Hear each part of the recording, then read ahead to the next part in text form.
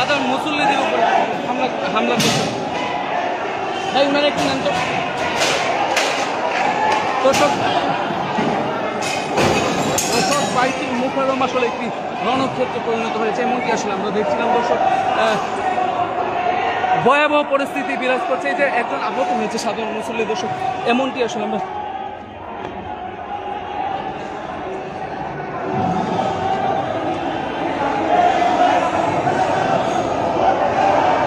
দর্শক। বাইতুল মুকাররম একটি রণক্ষেত্র পরিণত হয়েছে, এখানে সাধারণ মুসল্লি, এই যে সাধারণ মুসল্লি আসলে আহত হয়েছে নানানভাবে, যেমনটা আমরা দেখছিলাম। কি হয়েছে আপনার সাথে একটু যদি বলতেন।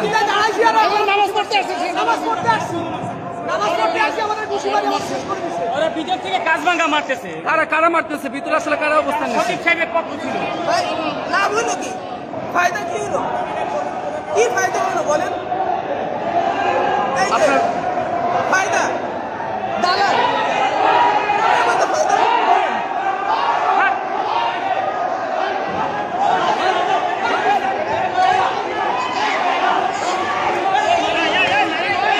দর্শক, বাইতুল মুকাররম আসলে রণক্ষেত্রে পরিণত হয়েছে দর্শক, যেমনটি আমরা দেখেছিলাম। আসলে বাইতুল মুকাররম একটি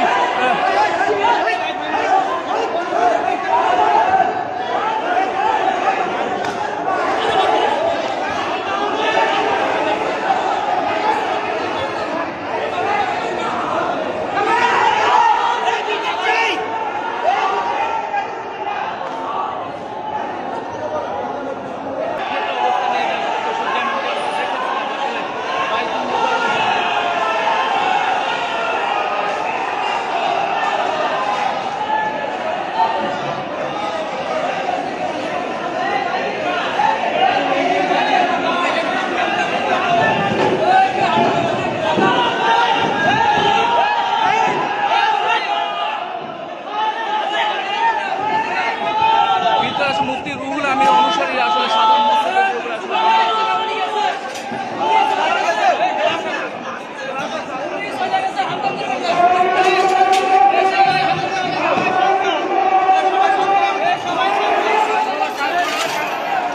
দর্শক, এখানে আসলে কাজ আসলে বাইতুল মুকাররম মসজিদে আসলে গ্লাসগুলো আসলে যেগুলো দেখাচ্ছে আসলে গ্লাসগুলো এভাবে ভেঙে রয়েছে দর্শক, দেখতেই পাচ্ছেন আসলে এখানে।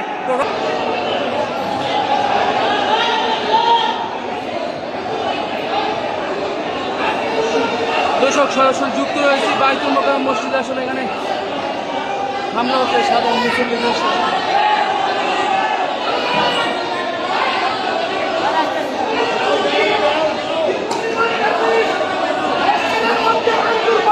নুর ভাই, ভিতরে কি হয়েছে আসলে বিষয়টা?